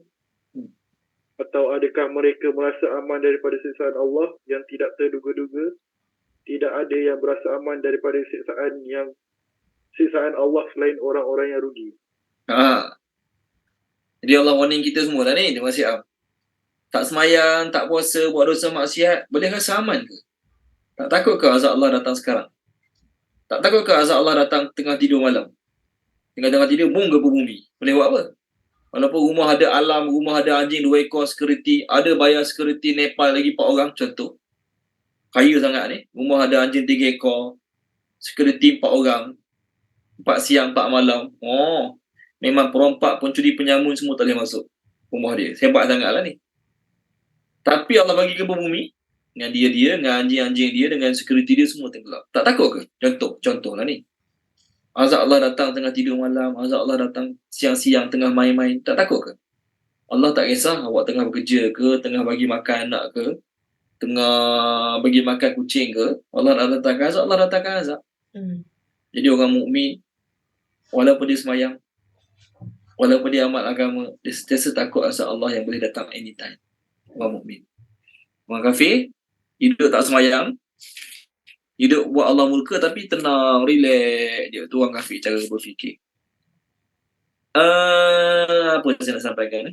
Orang mukmin dia kena ada sentiasa rasa takut pada Allah Subhanahu wa Ta'ala. Walaupun kita duduk kat negara yang tak pernah, jarang gempa bumi. Kita duduk kat negara yang tak ada, dia panggil gunung berapi. Adakah Allah Ta'ala nak azab satu tempat tu, Allah kena tempat tu tak ada kawasan gempa bumi, jadi aku tak boleh azab gempa bumi. Kawasan tu tak ada gunung berapi, jadi aku tak boleh bagi azab lava untuk mereka lah. Tak. Orang mukmin dia berada kat tempat yang kita kata paling susah nak kena bala bencana. Contoh Khatulistiwa lah kan. Tempat yang ada gunung berapi, tak ada gempa bumi, contoh. Jaranglah berlaku. Orang mukmin walaupun duduk kat tempat yang kita kata okey, tapi tengok langit takut. Tengok bumi takut. Kenapa? Walaupun nampak langit cuaca okey, tak ada gelap, tak ada nampak mendung. Okey, langit cerah, bumi pun nampak subur. Allah Ta'ala tak boleh datangkan azab kan?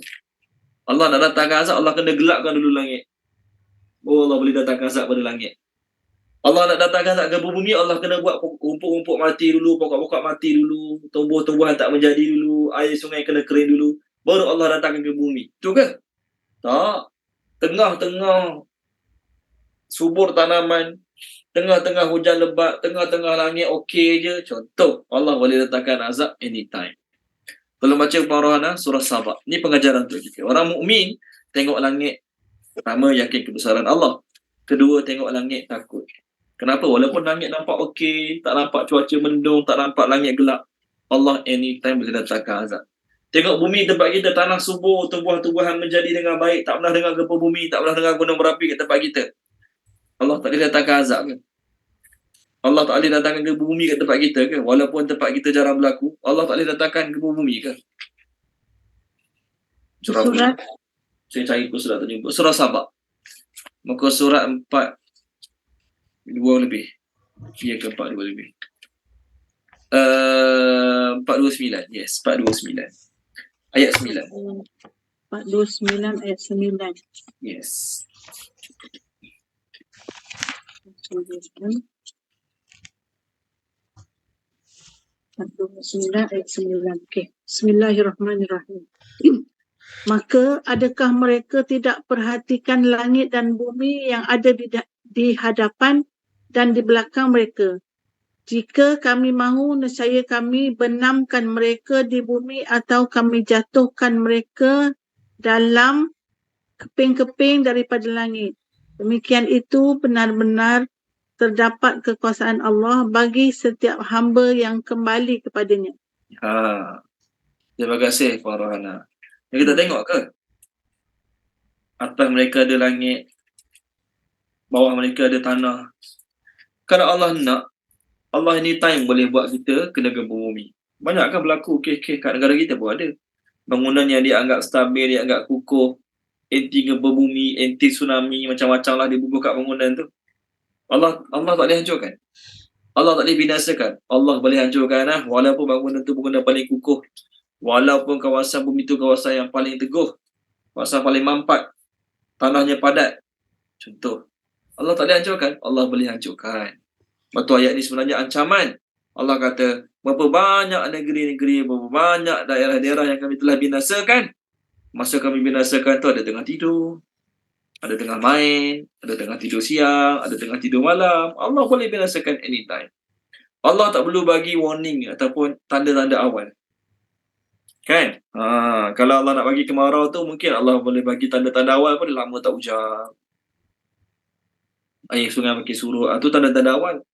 Jadi bila Allah bagi tanda-tanda awal, orang sempat preparation lagi untuk lari ke, untuk pindah ke. Okey? Tapi kalau Allah Ta'ala datangkan ke bumi, Allah tak perlu bagi tanda-tanda awal. Kat area Lembah Kelang ni, Allah nak bagi azab. Allah buat hujan lebat 2 jam straight. Dah cukup dah untuk buat kereta yang mahal-mahal ditenggelami banjir. Betul kan? Kat Shah Alam, area Lembah Kelang ni. Tak perlu tunggu hujan seminggu dulu barulah rumah nak tenggelam, barulah kereta nak tenggelam. Tak payah hujan 2 jam ke. Tu berlaku banjir kilat. Kereta sangkut, kedai masuk air. Berlaku tak? Berlaku. Ni sekadar contoh, bukan nak menakutkan. Bukan nak menakutkan sesiapa, nak cerita Allah nak azab. Allah tak perlu bagi petanda awal. Allah tak perlu bagi hint. Allah boleh azab anytime. Okey, seterusnya. Ayat yang kelima. Maka tidak kana adalah, tidak adalah ataupun tidak ada, dakwahum seruan mereka,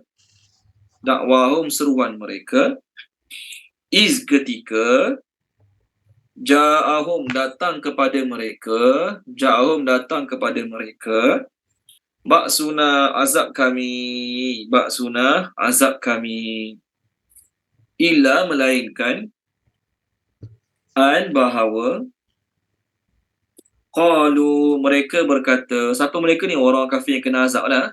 Qalu mereka berkata, inna sesungguhnya kami, kunna dahulunya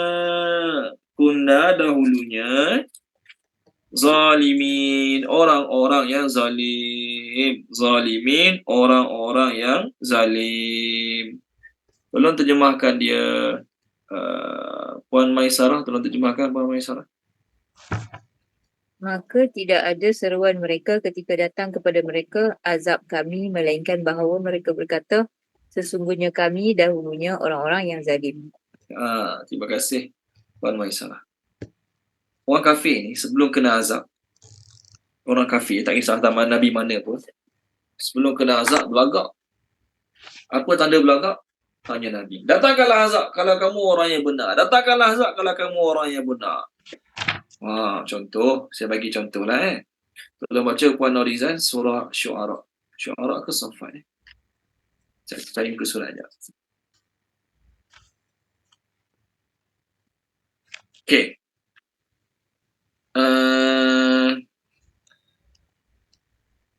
Kejap saya cari buku surah je. Surah Al-A'raf ni ada, surah Al-A'raf. Yes, 159.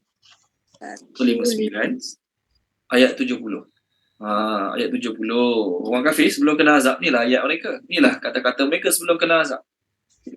Surah kita ni Ayat 70 Ustaz dah. Okey, baik. Bismillahirrahmanirrahim.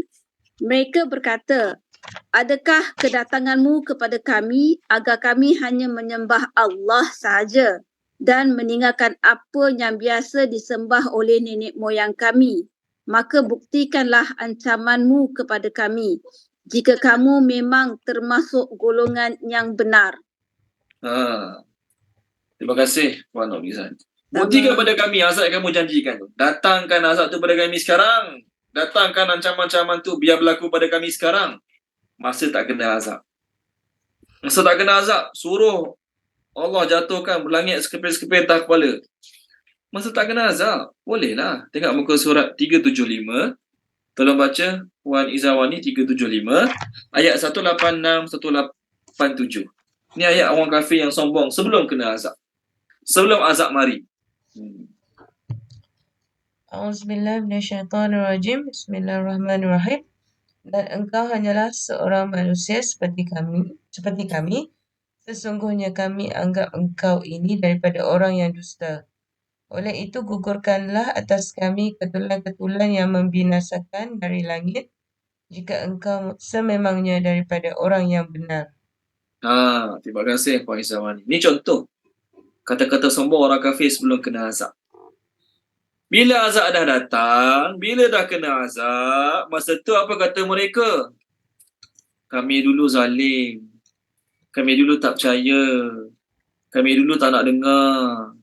Kami dulu degil. Kami dulu kerah kepala. Siapa faedah? Dah kena azab baru nak ngaku zalim.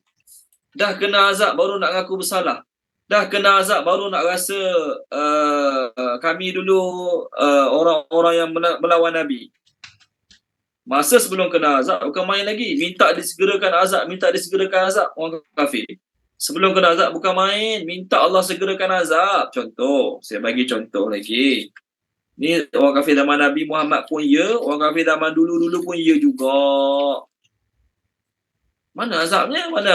Tengok 403. Tolong baca 403 ayat 53-54.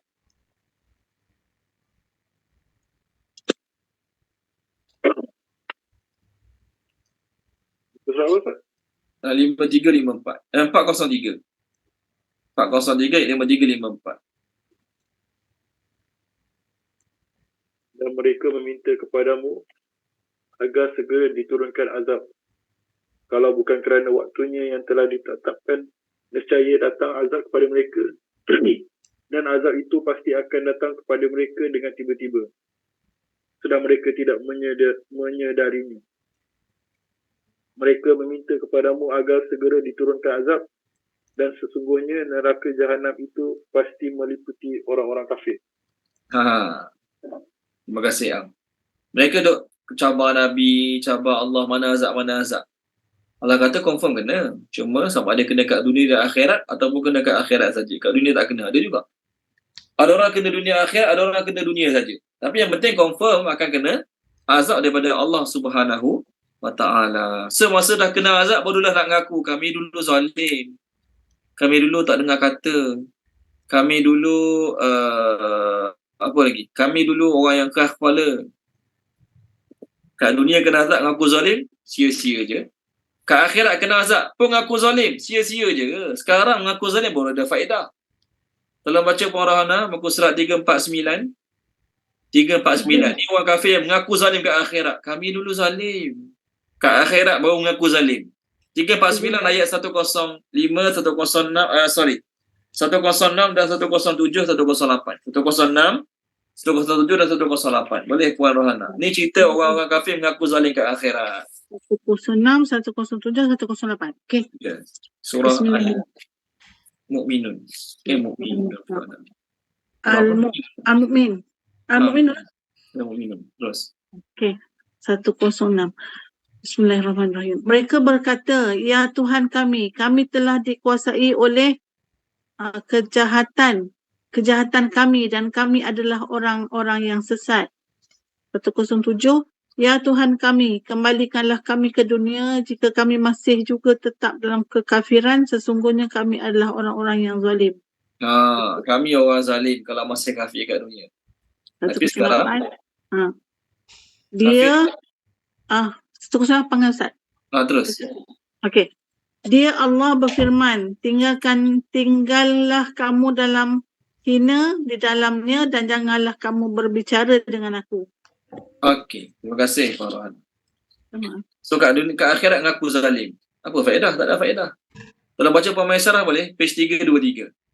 Tadi page 323 tadi Puan Norizan dah baca ayat 11. Okey, Pemaisarah telah baca balik page 323 ayat 11, 12, 13, 14. Yang poin saya tu mereka ngaku zalim. Tapi tak apalah, baca daripada 11 sampai 14. Dan berapa banyak penduduk negeri yang zalim yang telah kami binasakan dan kami jadikan generasi yang lain setelah mereka itu sebagai penggantinya.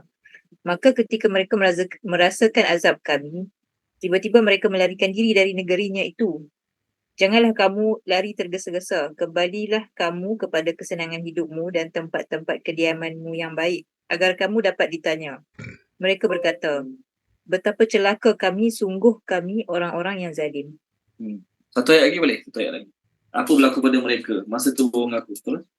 15 Ya. Maka demikianlah keluhan mereka berpanjangan sehingga mereka kami jadikan sebagai tanaman yang telah dituai yang tidak dapat hidup lagi. Ya, terima kasih Pak Maisarah. Tanaman yang telah dituai apa berlaku? Seminit lepas dituai nampak hijau lagi lah. Masuk jam yang kedua, jam yang ketiga, jam keempat apa berlaku? Layu, kuning, kering, apa pun tak dapat. Samalah juga. Allah biarkan mereka mati berasa-rasa sedikit demi sedikit. So nak cerita, dah datang azab baru nak ngaku zalim, tak guna. Sebab tu kita doa, Rabbana zalamna anfusana, ya Allah kami telah menzalimi diri kami. Apa kau cakap jangan buat, kami buat. Apa kau suruh buat, kami tak buat. Itulah menzalimi diri kami. Wa illam taghfir lana wa tarhamna lanakunanna minal khasirin.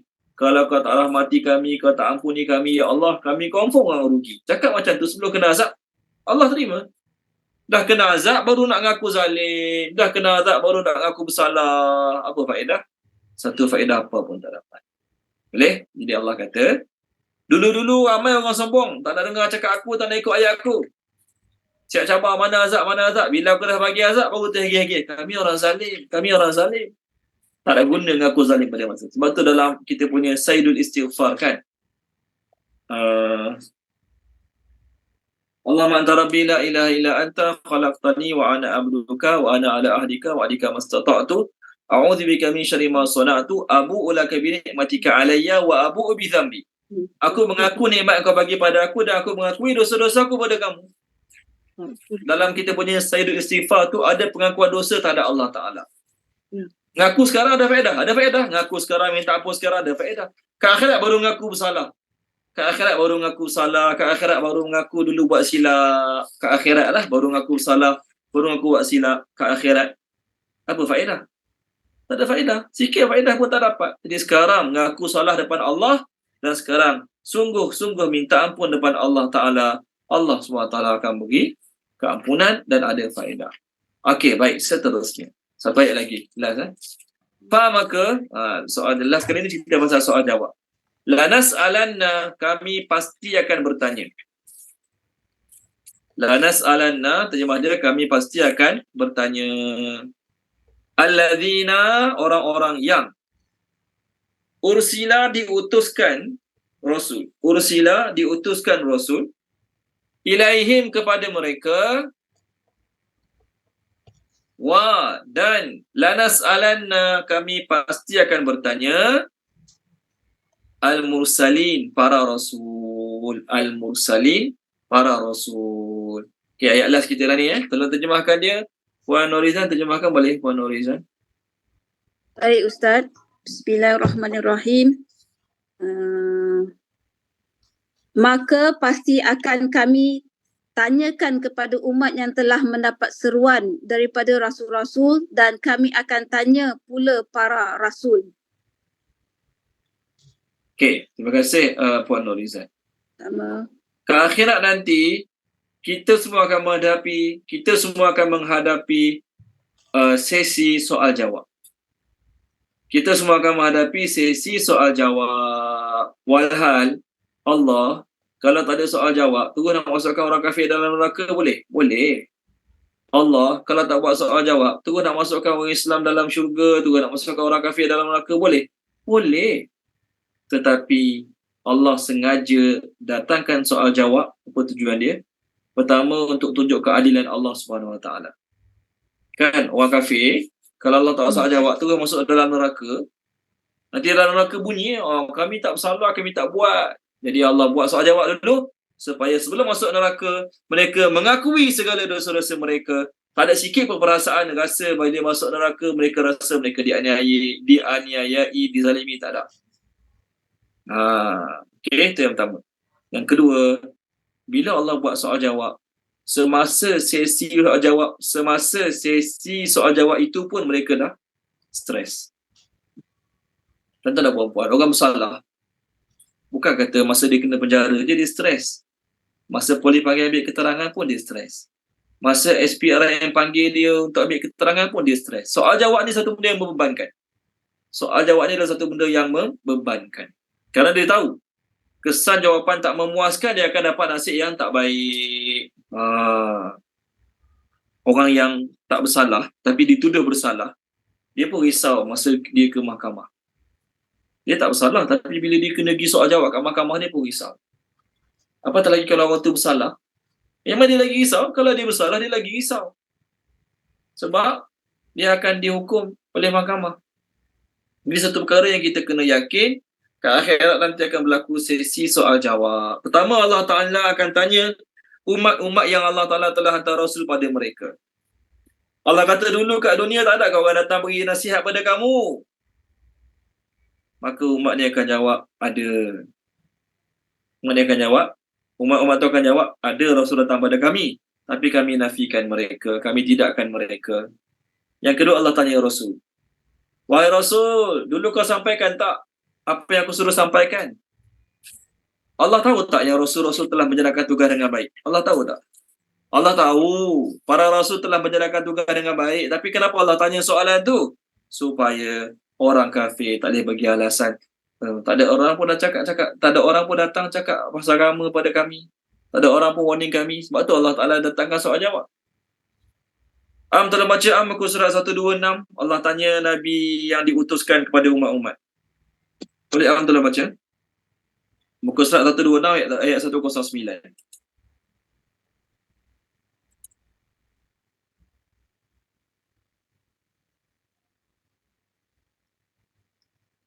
Ada? Okey. Puan Izwan ni terbaca Puan Izwan ni? Muka surat 126 ayat 109.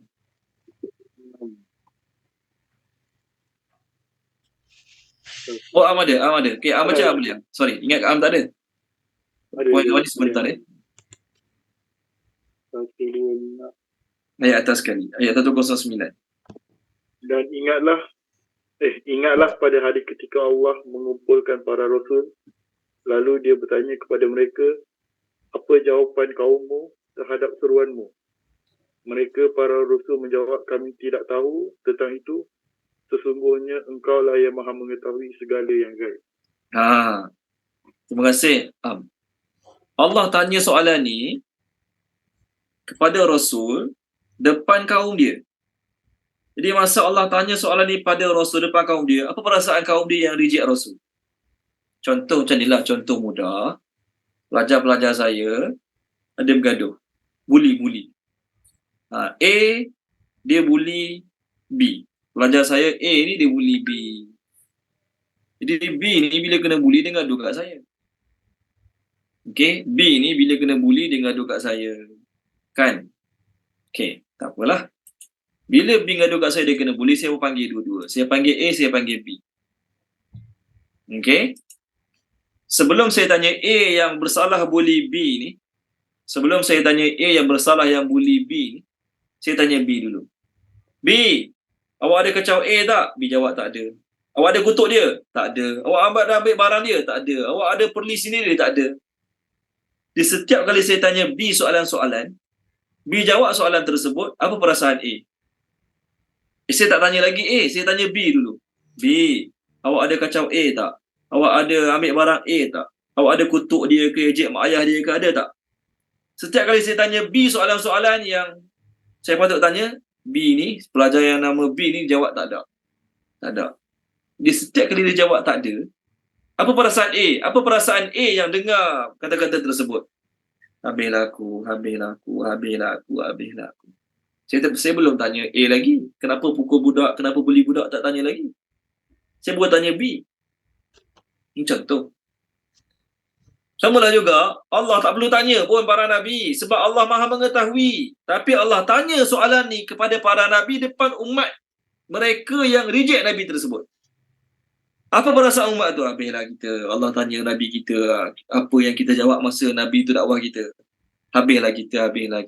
Jadi tuan-tuan dan puan-puan, soalan-soalan tersebut akan menyebabkan orang kafir rasa takut. Soalan saja dah stres. Belum kena azab ni lagi. Baik, itu untuk orang kafir lah yang reject pada Nabi. Kita orang Islam pun kena tanya ke akhirat. Adalah kata untuk orang kafir, orang Islam pun kena tanya juga soalan-soalan berkaitan pada hari akhirat. Tengok hadis kat skrin. Okey, nampak hadis kat skrin? Nabi SAW bersabda dalam hadis yang diriwayatkan oleh Abu Barzah, okey, daripada Imam Tirmizi.